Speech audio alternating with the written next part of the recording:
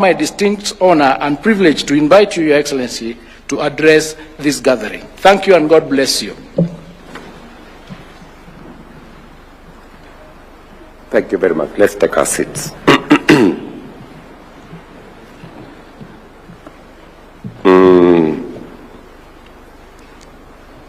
Archbishop Emeritus Zacchaeus Okoth, the founder of Uzima University. My brother, the Right Honorable Raila Odinga, Minister President, PS, Chair of Council and Vice Chancellor, my good friend Professor Anyang' Nyong'o, Governor of Kisumu County, where this Uzima University is, the Chair of the Commission on University Education and staff. Ladies and gentlemen, we are gathered here today to mark yet another significant milestone, not only for Uzima University, but also in our relentless pursuit of equitable, high-quality, accessible, and transformative higher education in Kenya. Uzima University now becomes the 30th accredited private university in Kenya, an achievement that underscores your commitment as Uzima University to academic excellence, institutional integrity, and service to society. I commend the leadership, faculty, staff, students, and partners whose collective effort have brought us to this very significant day. I recognize the journey the institution has taken to reach this moment. In March 2020, we received interim authority, you received interim authority from the Commission for University Education, transitioning from a constituent college of Catholic University of Eastern Africa, to an independent institution. This achievement reflects the university's commitment to academic excellence and institutional growth. I am particularly pleased to note that Uzima's Medical School, with the support of the Commission for University Education and the Kenya Medical Practitioners, Pharmacists and Destinies Council, is now accredited at the East African community level. Congratulations, Uzima University, on this achievement. As we celebrate this important day, we must pay special tribute to the visionary founder and first Chancellor of Uzima University, the Archbishop Emeritus Zacchaeus Okoth. It was his deep commitment to improving healthcare and education in Kenya that led him to establish this institution. Through his foresight, Uzima was conceived not just as a center of learning, but as a mission to produce competent, ethical, and compassionate health professionals who serve with a sense of purpose. Your legacy, Bishop, will forever be etched in the lives of the many students, patients, and communities touched by Uzima's work.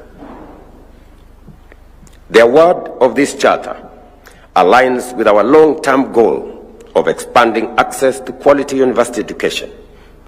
As a government, we recognize that our aspirations for inclusive development and equitable wealth creation are anchored in a strong education sector, which is essential for developing the required human capital and fostering research and innovation.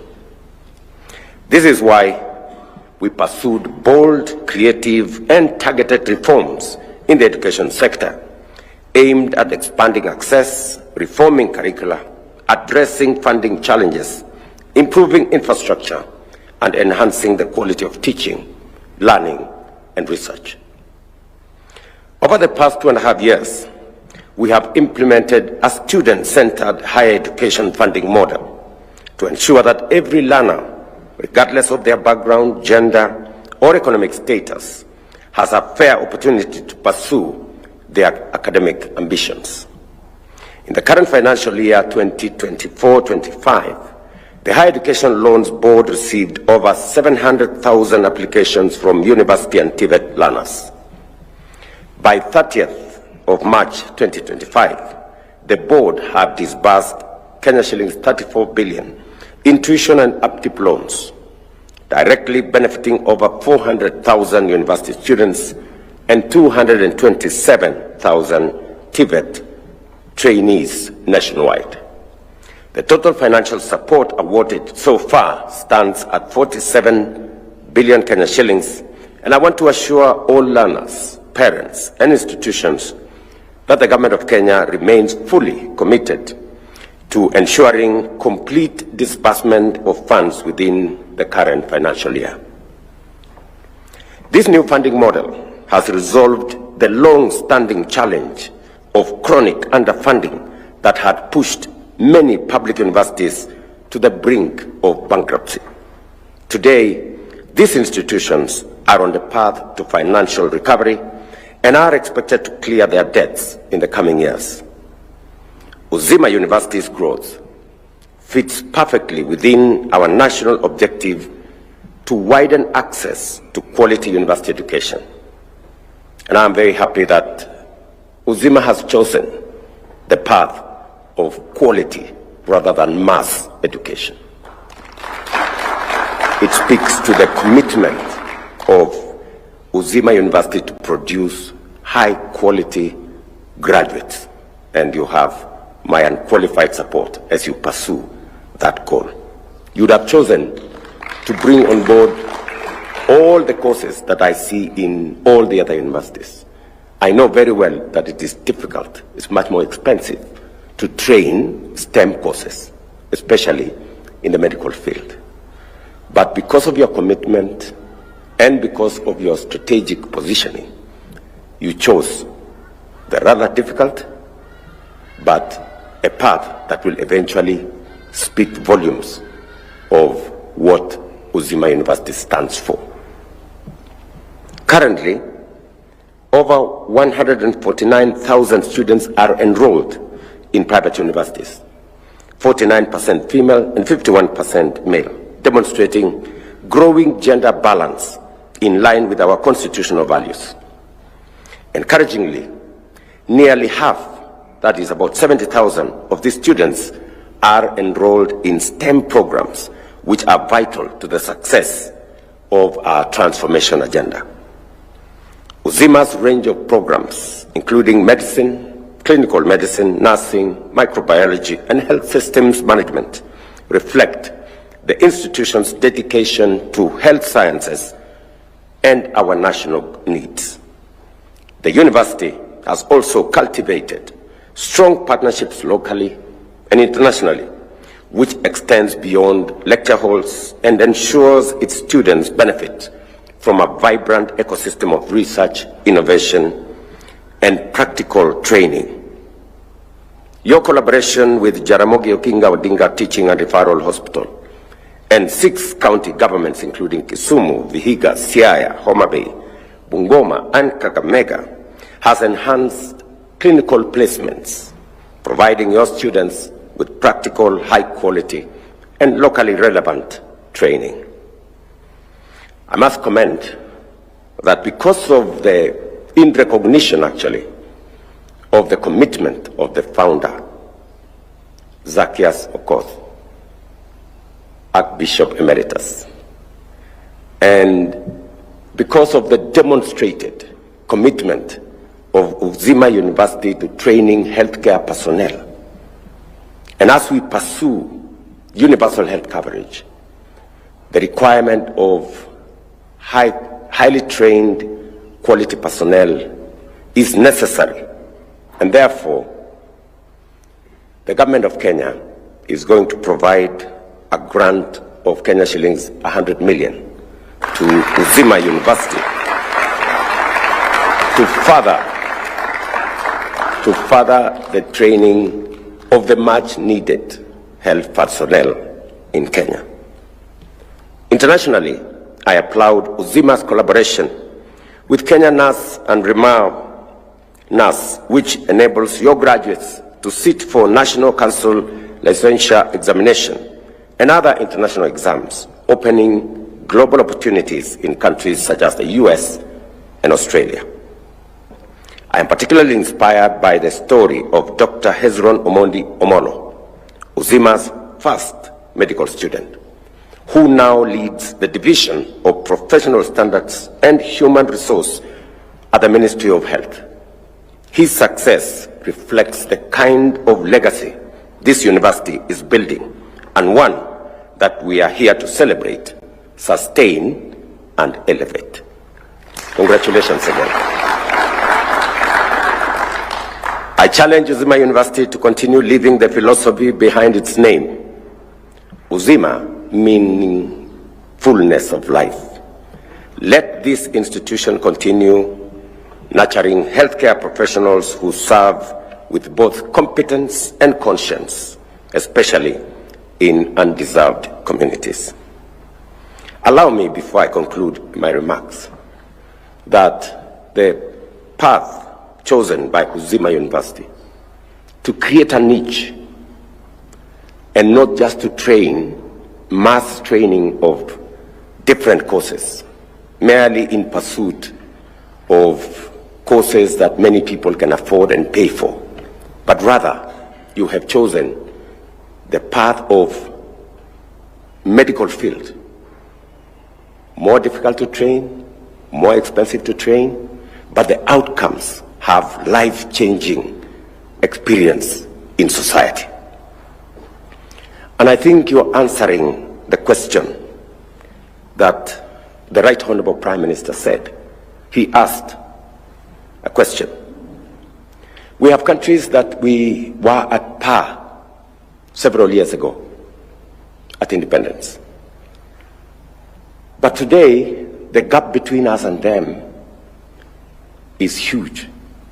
And he has asked us, what right decisions did they make that we did not? Among them, I must say, is the kind of decisions that Uzima has made. And I can give you a few more examples. I remember in a meeting here, I informed colleagues that we made a decision to free Kenya Power from the hold of government. We decided to have 4 of the 8 directors that ordinarily were appointed by government to be appointed by the private sector, because we wanted to bring on board private sector expertise and knowledge and information. And the difference it has made in Kenya Power is immense. I remember last year, Kenya Power came from a loss-making parastatal to a profit-making organization of 30 billion Kenya shillings. And it was just a simple decision that we said, we do not want government to control the board of Kenya Power. Let me also give you another example. We have been in conversation as a country for years, and we've been asking ourselves, what did, added on to Korea, what did Singapore do differently from what we have done in Kenya? They decided to run a housing program as part of creating jobs and as part of elevating society. Singapore, which 60 years ago was largely, if you look at the pictures, looked like Kibra. It was a slum. Today, 95% of their population are homeowners. And they are a first world country. We are still not yet a second world country. And therefore, we've been pursuing as a nation that housing is a major program. It was in the manifesto of all the coalitions. It was in the manifesto of Jubilee. It was in the manifesto of the coalition before NASA. It was in the manifesto of Kenya Kwanza. It was in the manifesto of Azimio. But when it came to implementation, we were not ready to make the difficult choice that we all knew was going to change our country. It took us a lot of political capital. I want to thank the former Prime Minister for standing steady and saying this was a program that was in all manifestos. Today, we see the transformation that is going on in Kenya because of our housing fund facilitation. Housing is developing everywhere in Kenya. Markets are developing everywhere in Kenya. In fact, we have 150,000 houses being built. We have 260 markets being built. We have 130,000 accommodation places of hostels in our universities. And next week, by God's grace, we will be handing over the first cohort of keys to people who have been living in squalor in Mukuru, now occupying houses on the 10th, 11th floor, 9th floor. That is the kind of decisions that we must make as a country, which were made by those other countries, and that is why they are where they are and we are where we are. So I think the former Prime Minister is challenging us to think deeply. Korea made the decisions that changed their destiny. Singapore made the decisions that changed their destiny. If we are to change our destiny, we have to make decisions that will change the course and destiny of our nation. They may not be popular, they may not be simple, but these are the right decisions. It is up to us either to make politically correct, simple, convenient decisions, or make the right decisions that will change the destiny of our country.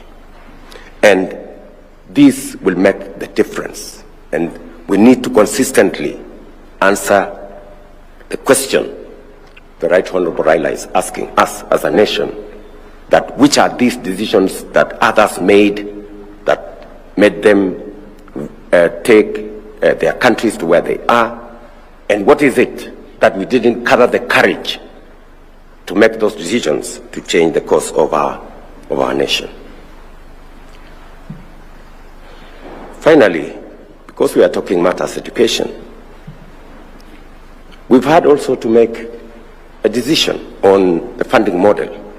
We've been trying as a nation to make a decision that would help our universities not to crumple under huge debts.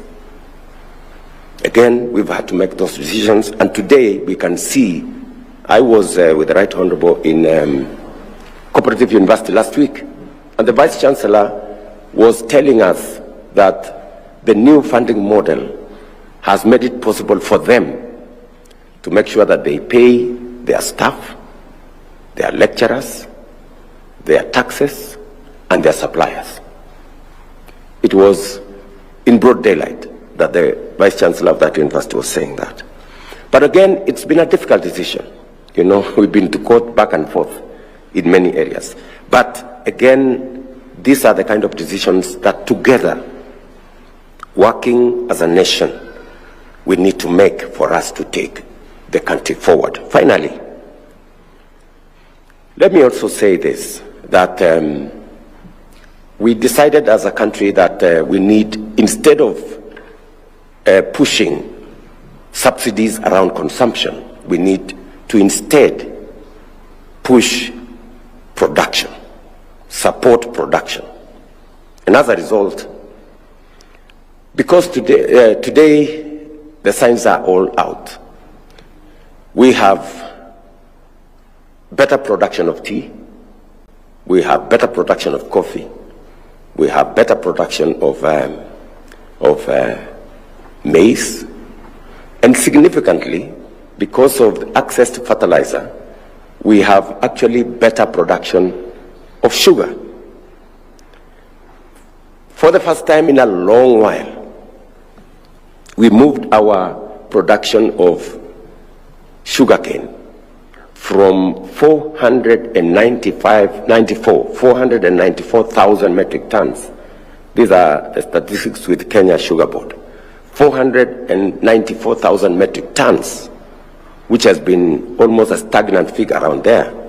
We now moved it to, this last year, we've moved it to 815,000 metric tons.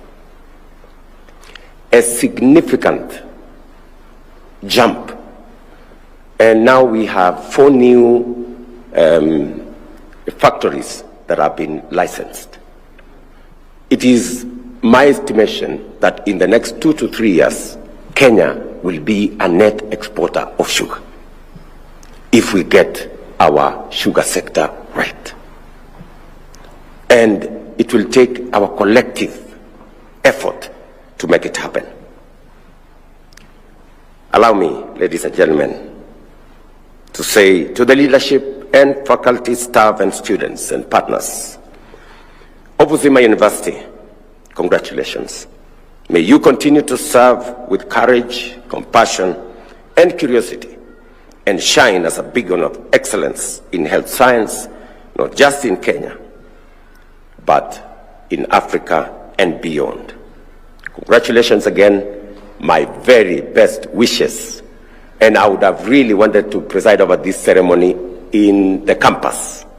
But because I got a request that Archbishop Emeritus wanted it to be done soon, and I was planning to be in your part of the world towards the end of this month, but I know I will find another occasion to come to the campus. Thank you very much, and God bless you. May I request that we all be upstanding as we will now wind up with the national anthem. When we're ready, the national anthem.